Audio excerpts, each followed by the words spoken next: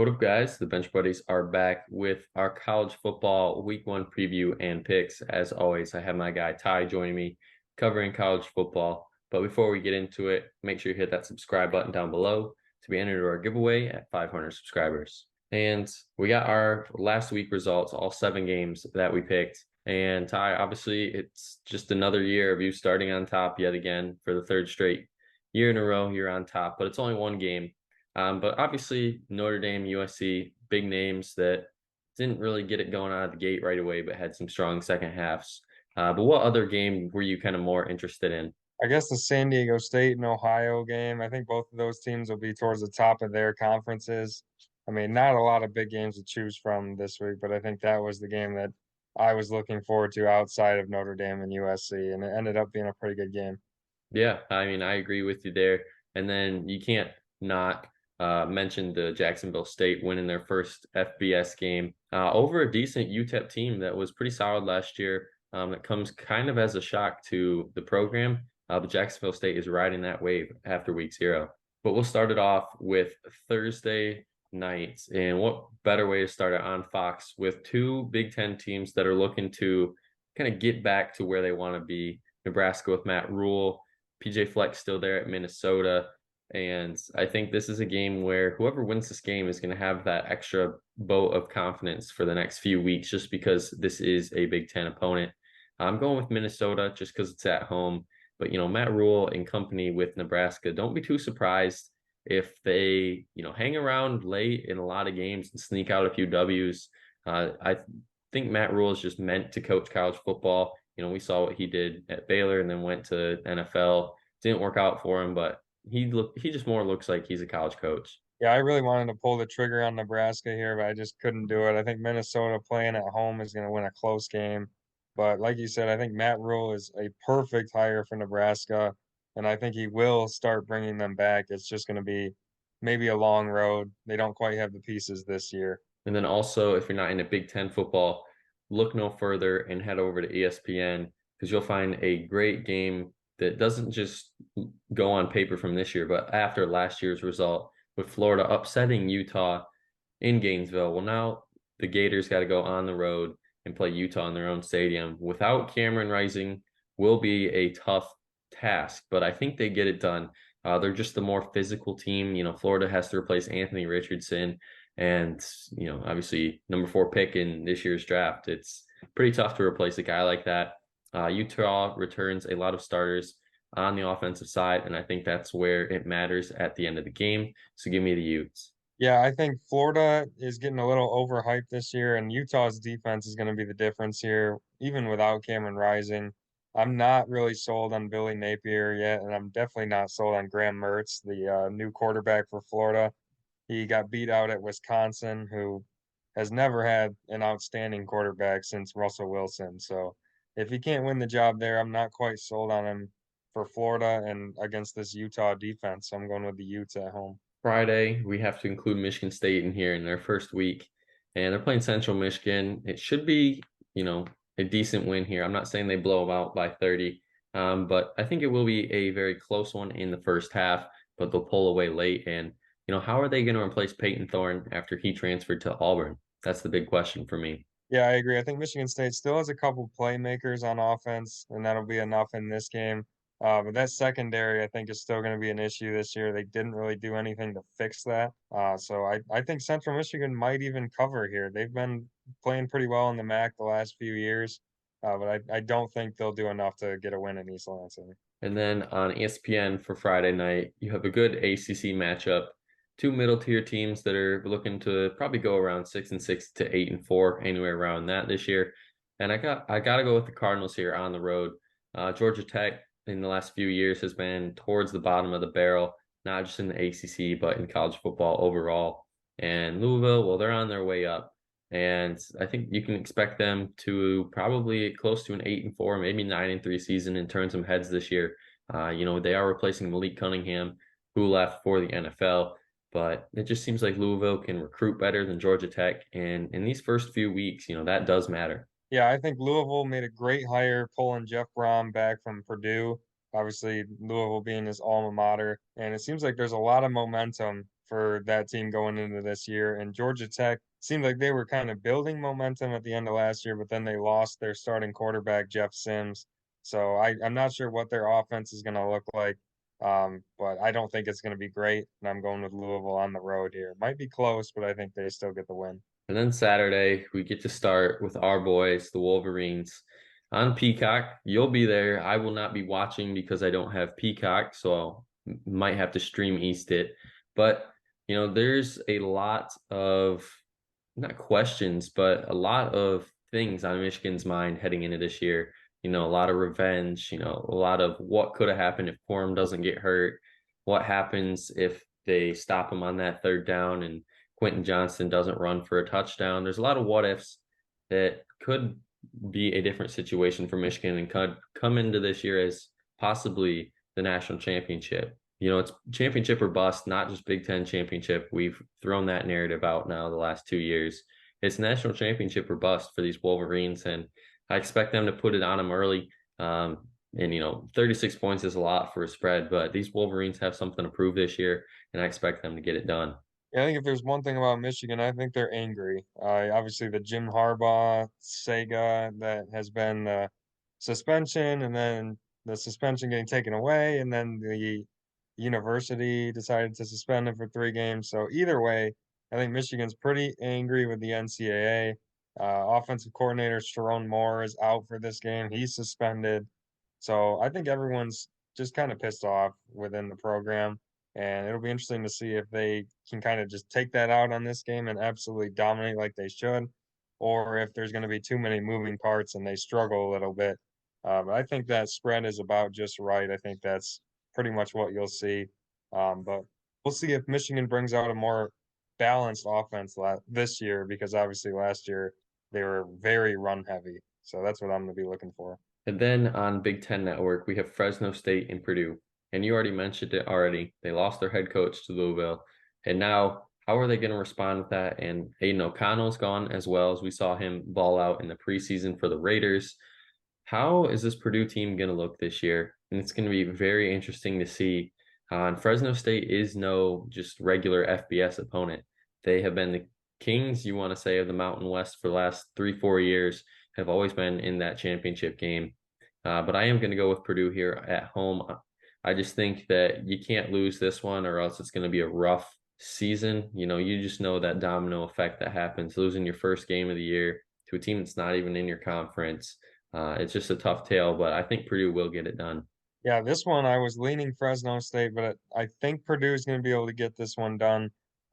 Purdue obviously was very solid last year, played Michigan in the Big Ten championship, but they lost pretty much every meaningful player and coach from that team. Like you said, they lost O'Connell, they lost their stud wide receiver, Charlie Jones, but they brought in Hudson Card at quarterback. I think that's a really good guy to fill the gap that O'Connell is leaving. And I think that'll be enough. I think their offense is going to put up just enough points to win at home. And then on Fox, you got the big anticipated debut of primetime Deion Sanders. And, it may be just because I'm bought into the hype train this year and I have a bet with Jason Earhart about Colorado. So I think they can go in and possibly pull it off. Why not? There's one huge upset every year of college football. Last year, Florida, Utah, no one really thought the Gators were really going to pull that off. But they did. And this year, I'm hoping that it's going to be Colorado. It's very unlikely just because all the uncertainty that's surrounding both of these programs. TCU having to replace a lot of moving parts, more than probably any team in the country besides maybe Kansas State. Those two teams are kind of on the same page. But I mean, if you want to even include in Colorado in that, just because how much turnover prime time has had there, it'll be interesting to see how they come out. But if they have a good, strong first half and this game is close at halftime, then why can't Colorado win it? Yeah, I agree. I think 20.5 is a pretty high spread for this game. TCU, like you said, they lost a lot from last year. Max Duggan was basically the heart and soul of that team, and he's gone. So we'll see how they can put it together this year.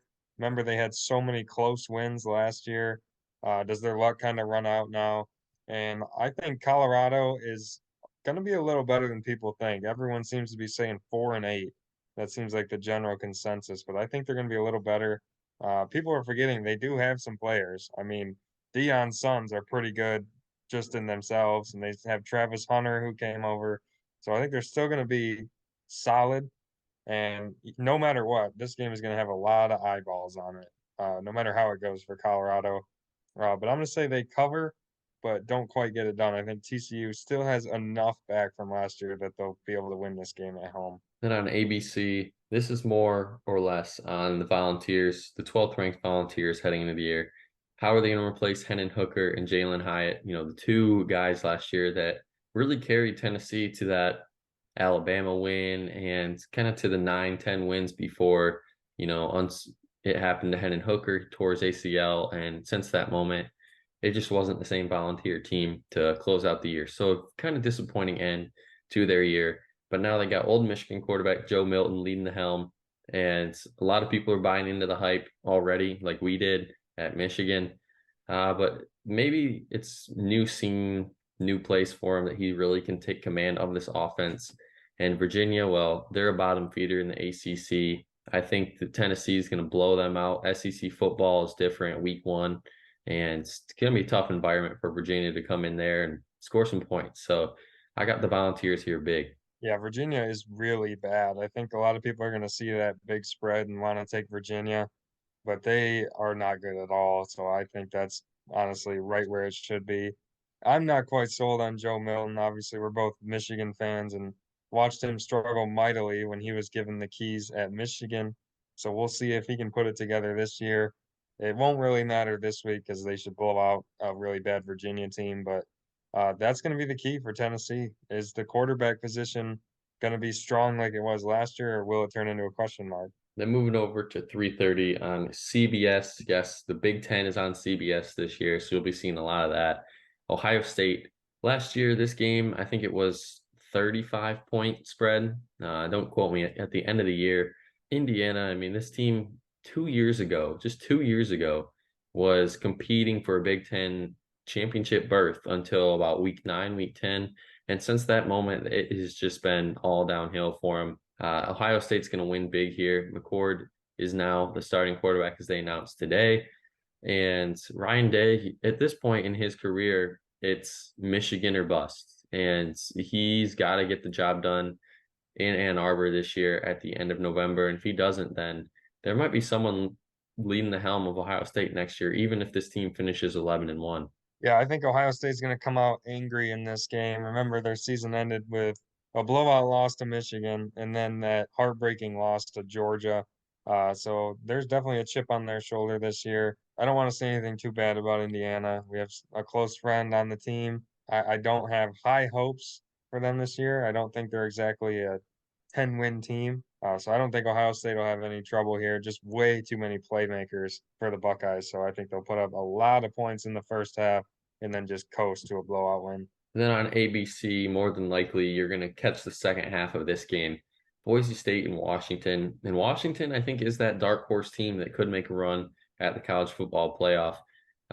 Last year, they had some magic going late at 10:30. If you guys would stay up and watch some good football, Pac-12 football, some good football when they have some good teams. And this year, they're displaying it at 3:30 in the afternoon. And I like Michael Penix Jr. and the Huskies here to not only win, but cover as well. But those Boise State Broncos, they do like to hang around just like the Fresno State Bulldogs. They make things if they can make things interesting late, you never know. The Broncos might pull off the upset. Yeah, this year there's two teams that I feel are a little overhyped that I worry about. Washington is one of them. You'll see the other one later. I'm not quite sure. I don't know if last year was just kind of a fluke or if they're really that good. But I think we're really going to find out this week because Boise State is maybe the best group of five team this year. Because remember, a lot of those top group of five teams have moved on to Power Five. But I think Washington is going to have enough firepower on offense to get the win. But I think Boise State covers in this game. I think they'll give Washington a lot of trouble for 4 quarters. Then at 7:30, potentially the best game on Saturday is South Carolina versus North Carolina. And whoever wins this game, more than likely their season is going to just skyrocket and possibly people are going to start to think, "Oh, this team's legit." And if North Carolina wins this game, Drake May and company are just going to be one of those heavy ACC favorites to possibly not just win the ACC championship, but to get there, dethroning Clemson. And you mentioned it before we started the video. The ACC this year is going to the two best teams model, and just like a lot of the conferences are next year at when they add their teams. So it'll be interesting to see how it plays out a year before almost every conference is starting to do that. And in that case, I'm going with North Carolina to win this one. It is a neutral site in Charlotte, North Carolina. I just think that the Tar Heels here, they have a lot more riding on this season, and they have a lot more leeway if they were to lose this game. But that's why it does mean more to South Carolina. So I think this one, if you're really a betting man, you got to go with a coin flip, but it's technically a home game for North Carolina. So I got to go with the Tar Heels. I think this game's going to be a shootout. I would be shocked if the over doesn't hit here. Remember, Drake May for North Carolina is one of the top Heisman candidates. But ever since Mac Brown came to North Carolina, they haven't played any defense ever. And South Carolina, remember, their offense just caught lightning in a bottle at the end of last year, put up 60 on Tennessee, turned around and beat Clemson on the road. And they still have Spencer Rattler. I think that offense is going to be really good. And I'm really high on South Carolina this year. I think they're really underrated, probably should be ranked. Last year, they only finished 8-5, but had two top 10 wins in their last two regular season games. So they built a lot of momentum. And I feel like North Carolina, everyone's been waiting for them to break through with Mac Brown, and they just haven't done it yet. Don't think I have a lot of hope for them to do that this year either. So I'm going South Carolina in a small upset here. And then on NBC, yes, more Big Ten football on NBC. You got West Virginia and Penn State. And the storyline here is just Drew Aller. How can he replace Sean Clifford? You know, Sean Clifford has been at Penn State for as long as I've really cared about football and have been like very invested into it. And now they're replacing that guy. And it's going to be tough for them, but I think Drew Aller has the potential to possibly lead this team to a Big Ten championship. And I think if it's not Michigan, I really believe it's going to be Penn State that makes it over Ohio State. They just have that chip on their shoulder, not just last year, but the year before, where they finished top 10 both years, but no one talks about them because Michigan and Ohio State every weekend in November, the last 2 years, that's been the game that decides everything. And then they go on and win the Big Ten championship, leaving Penn State out of the equation. And if Penn State can beat Michigan at home or beat Ohio State this year, then you might see the Nittany Lions playing for a Big Ten championship and possibly a spot in college football playoff. And I'm obviously for this game, I got to go with the Nittany Lions here at home. And I think Aller has a good game. Yeah, I think Drew Aller is one of the most important players in the country this year because Penn State is very, very good. The only question mark for them really is quarterback, and that's how it was last year. They have basically an NFL secondary, just like last year, a really good defense, a really deep running back room. So it's all going to come down to if Drew Aller is a step up from Sean Clifford. And if he is, I think this team definitely could beat Michigan or Ohio State, which they haven't been able to do in a while. But this game, West Virginia, I don't think is going to be very good. So Penn State should win this game pretty easily. But again, I think the question in this game will be how does Drew Aller perform? And then on Sunday night football, a rematch of last year's game that was crazy down to the wire. LSU loses on a missed extra point, or sorry, they win on a missed extra point. Since that moment, these programs have kind of went two different ways. LSU obviously made it to the SEC championship last year, went and, eventually lost to Georgia. But year one of the Brian Kelly, it worked perfectly, pretty much doing what they asked him to do, not in even year one, just eventually get there. And he got him there in year one. So year two, they're looking for a huge repeat performance, and that comes on the shoulders of Jalen Daniels. But I like Jordan Travis more in this one. Two quarterbacks, they're more than likely going to be Heisman candidates through week 9, week 10.